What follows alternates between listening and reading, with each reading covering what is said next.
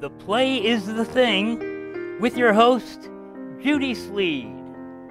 Today's guest from East Hampton Library, Steven Spataro, otherwise known as Sarah's husband, the most modest man you'll meet. And here's my mom, Judy. Well, hello once again. I'm Judy Sleed, and I have my good friend Steven in the hot seat. How are you, Steven? Good, very good. You look Happy to very be good back. in that seat. And I love your tie. It matches your shirt. Thank you. Thank you. So you are from the library, and how did you manage during this COVID period? Well, it kind of it came up as a big surprise, and we were closed for a few months, but we were still functioning in a virtual format. So That's interesting. we set up a chat so patrons were able to chat. We were able to help patrons request virtual, like eBooks and audiobooks, and we set up all programming via Zoom. So people were able to sign up for programs and then get a Zoom link, and it was done virtual, interactive. And we found that by doing that, not only did we get people in our community to log into programs, but we also got people from other states and other parts of the world Wow. to log in and to see our programs. And we made connections with people from all over the planet Earth. And one of the connections out of many happened to be the individual who was in charge of running the T.E. Lawrence Society in England, in Cloud Hill, England. And it was fantastic. They did a presentation for us with a number of noted authors, and the presentation is actually up on YouTube for everyone to watch. And we have another program in the works coming up soon. They're going to discuss T.E. Lawrence's music library and do some filming from inside the site. So everybody will get a little virtual tour over there of the house. Also, with virtual tours, we have coming up June 23rd, a virtual tour of Teddy Roosevelt's house in Sagamore Hill. And we have coming up in July a virtual tour of Yellowstone National Park. Wow. And you did this, you figured this out, you made this happen? It was, well, myself and the other librarians in my department, we brainstormed, what programming can we do? What can we bring to the community? And we connected with various programmers. We talked to people in other libraries. We looked to see if there were grants available for programming. And Did you get some grants? we did get a few things that were provided to us for free through grants that the state got. Mm-hmm. All of our programming that we present, we do free of charge. So, because we want to bring it to everyone. And we also, doing it in the virtual method, we're able to record the programs. We always say, if the programmer gives us permission to record and then put it up on YouTube, we add it to our library YouTube. Everybody is able to do this, so how are you going to get people involved? Because like me, I'm not very savvy with the computer.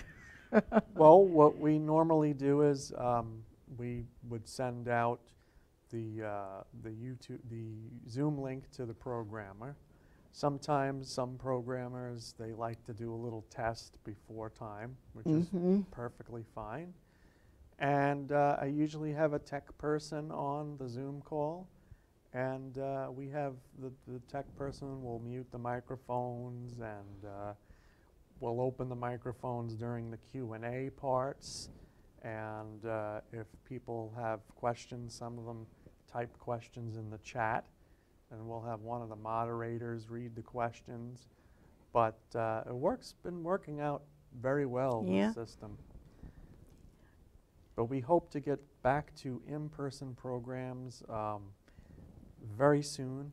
Probably by the middle of the summertime, we'll be able to do in-person again. And I'll also be able to have a camera to live stream those programs for people that wish to watch them from home. And this new thing that you're doing, you said it's going to be, you ask people, what did you do during the COVID?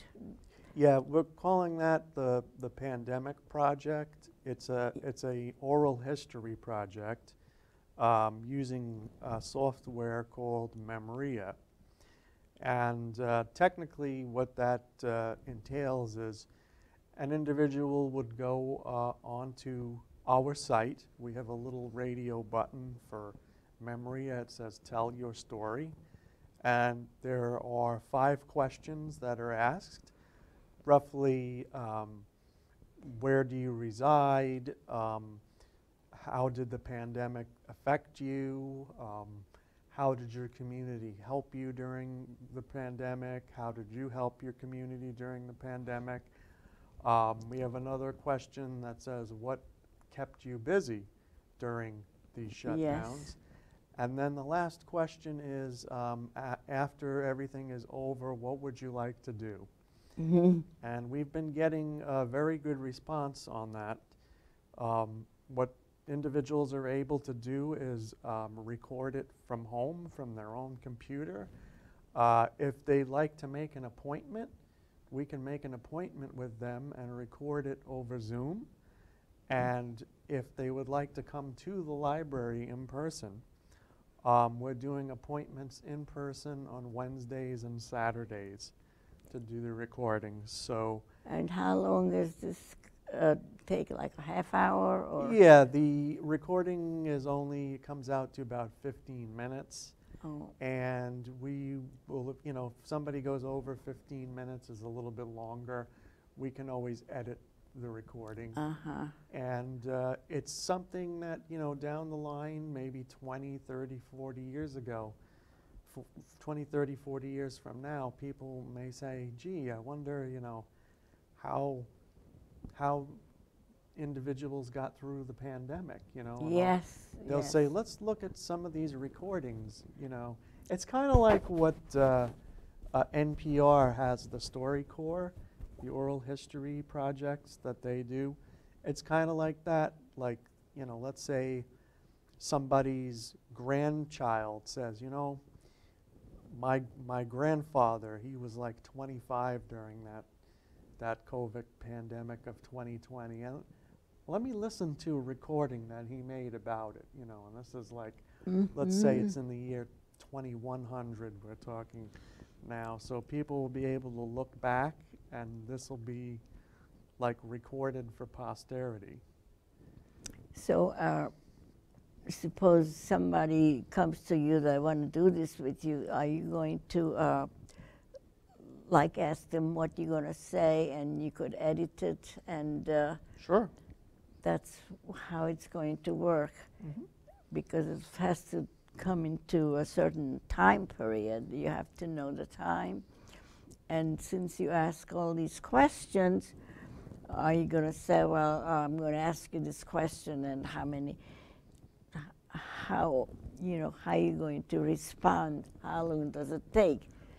Well, normally what we've been doing so far is if they go a little bit over, we take like the best parts of the response. If there's like some pauses in there, or if we're doing it outside and you get a plane flying overhead, we can sweeten that fix it. Yeah. And So first you're pull it doing it, tight. and then you're going to edit it. Mhm. It's And an excellent idea. so far, we started it a couple of weeks ago, and we've gotten quite a few responses back, and we have a few appointments booked this week, and we hope that throughout the summer, more people would like to make a recording, and we'd be glad to do it.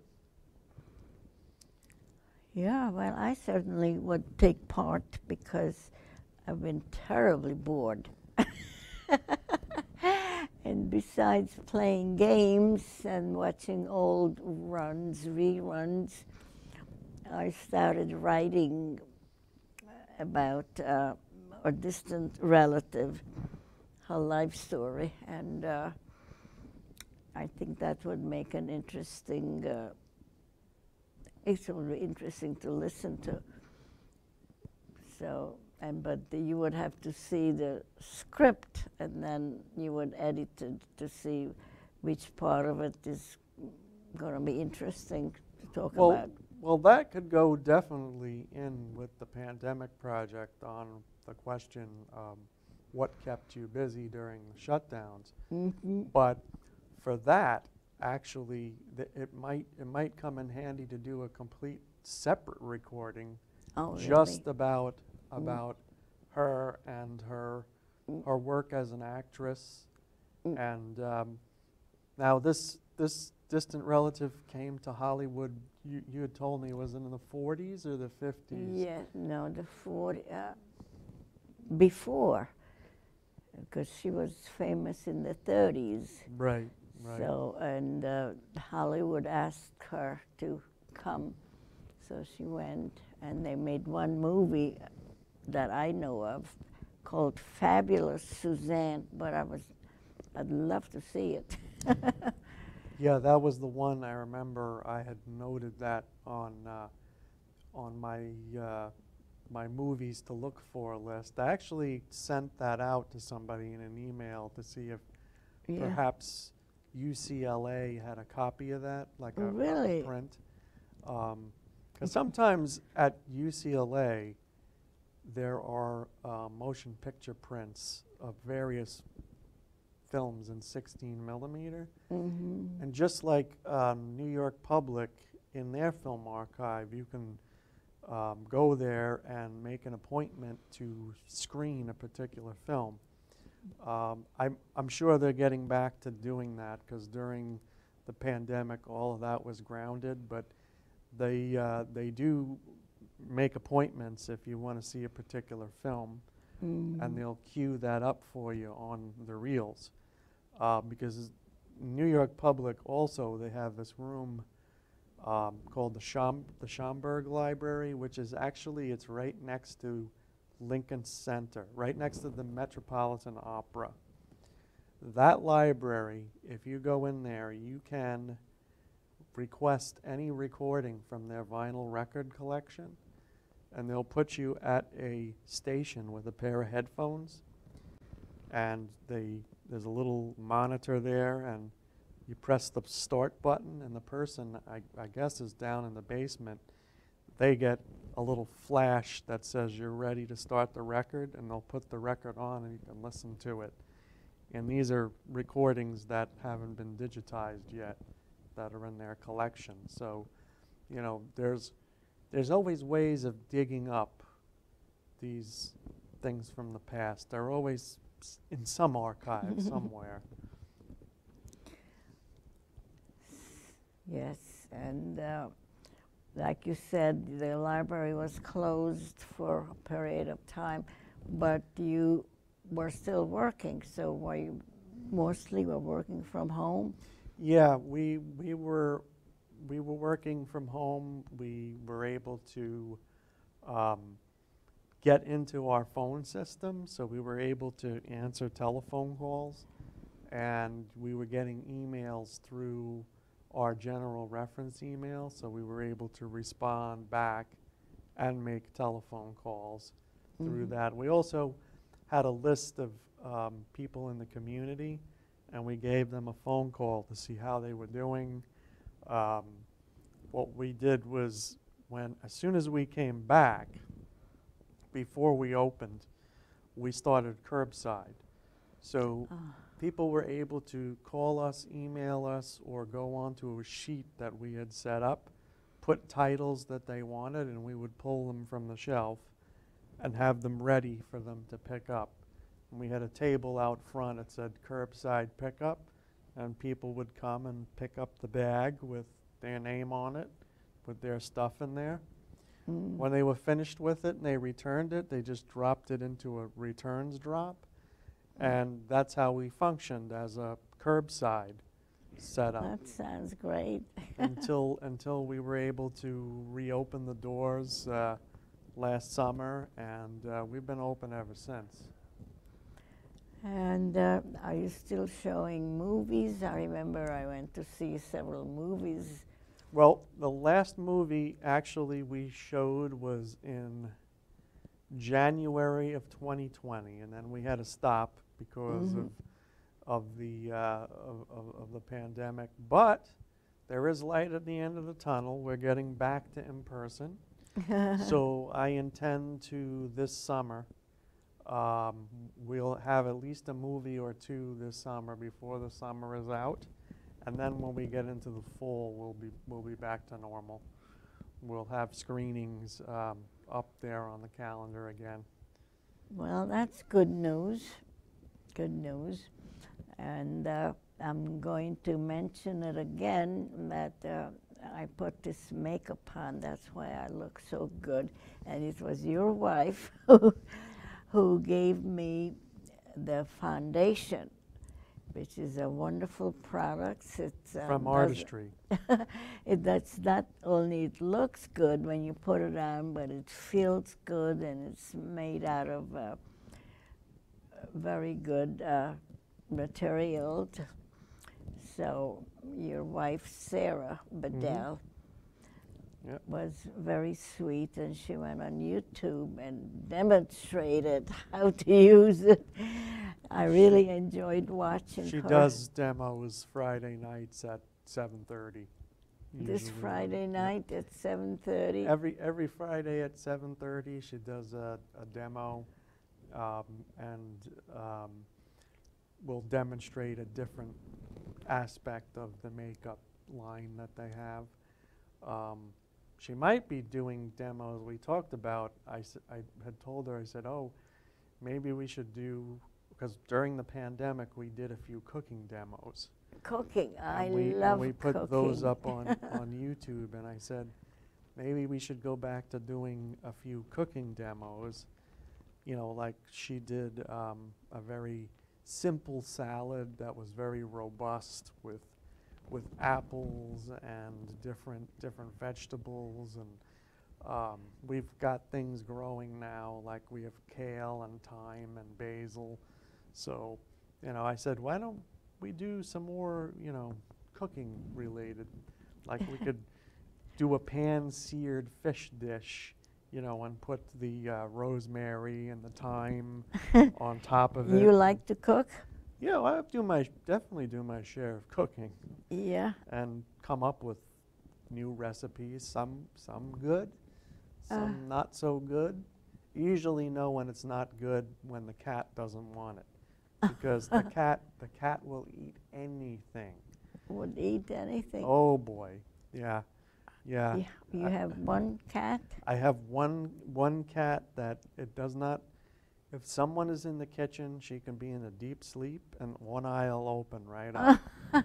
And she'll be like, sometimes what I'll do is I'll get Nova locks from the supermarket, and I might, you know, put it on like a roll with cream cheese, or I may put it on with eggs. All you have to do is just slice that Nova locks bag open a little bit. She knows, and she just, like, it's almost like she disappeared and then reappeared in the kitchen. And was right there, like, you know, want some of that. Oh, that reminds me, we used to have a cat, and every time the can opener made that noise, she came running. Oh yeah, 'cause they They think can't that it's open their food, you know, their Yeah. tuna. Oh yeah, we did we had put out a shrimp cocktail Oh, one night on the table, and I had, you know, we were getting the other things ready for dinner. I turned my back for 2 minutes. She stretched herself out up onto the table, stuck her paw into one of the shrimp and pulled it right out Oh of the my. shrimp ring. Yeah. So, you know. yeah, you have to be careful. But Right. cooking demos is definitely, you know, a good thing to. You can even get back write to. a cookbook. You know, we've talked about that before. We have discussed the possibilities of doing a cookbook, you know, just of the recipes that we've made over the years that were things that we experimented with. Well, you have to try it out Mm-hmm. and then write it down. Yeah, yeah. There's so many different ways of preparing a meal. 'Cause I've been watching a few of those cooking shows on YouTube, and I noticed that sometimes if you want you want to stretch it and talk like for 5 minutes or 10 minutes, it all depends what ingredients you want to put in there. There's a lot of different ways of preparing the same dish. Yeah, it's like, you know, this people used to make lasagna, you know, the old school way with forming the noodles and putting it all together and everything, and then they had the no-boil lasagna they came out with, and you know, then that made things a little bit easier. You know, you're able to bake it. Mm-hmm. But there are some people, like with eggplant, well, they'll make it on the stove top, you know, with all of their oils and everything, and then there are others that like to bake the eggplant, you know, and you know, it's not as oily as if you do it, you know, in the frying pan. But the way I look at it is I eat it both ways, so it doesn't Yeah. it doesn't matter to me. Yeah, eggplant is a very healthy and tasty dish. Yes, there's an eggplant parmesan. Yeah. Oh yeah. Well, we've done that before. I mean, we've Yeah.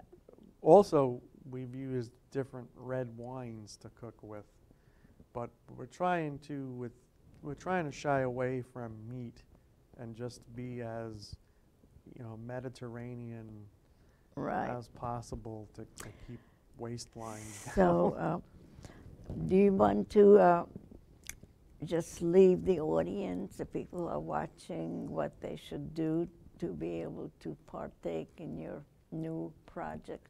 Oh, well, if you'd like to do your recording of your memories of the pandemic, you can go on to easthamptonlibrary.org, which is the East Hampton Library's homepage. And right about the middle of the page, there's a little box that says, Memoria, Tell Your Story. And if you click that, it gives you the prompts to do your recording. It has 5 questions there, and each question is set to about 2 to 3 minutes. And if you do the recording and you feel like, I'd like to do it again, there's a redo, so you can do it a second time. That's under preview. And when you get it to the point where you really like it, you think it's good, say, yeah, this sounds good. This is makes sense. And then you want to submit it. You just click the little submit button, and then the library will receive it. It won't go live to the public. It will look at it first, and if we have to make some edits and clean it up a little bit, if there's some background noise, we could do that. But if you'd like it to be placed on the public page, there's a little link at the bottom that says, you know, I consent to having it put on the Memoria East Hampton Library page. And if you click that, then we'll put this nice video up there. And it'll be there for posterity, for all to listen to for years and years to come.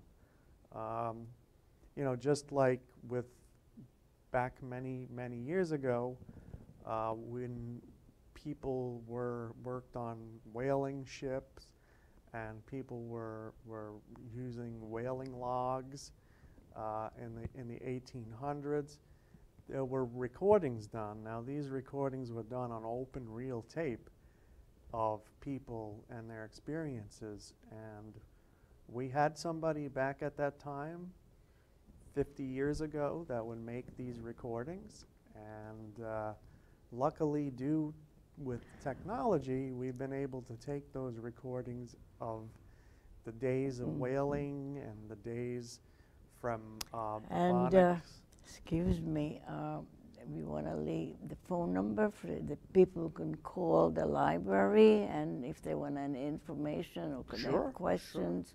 Yeah, they can call 631-324-0222. That's easy enough.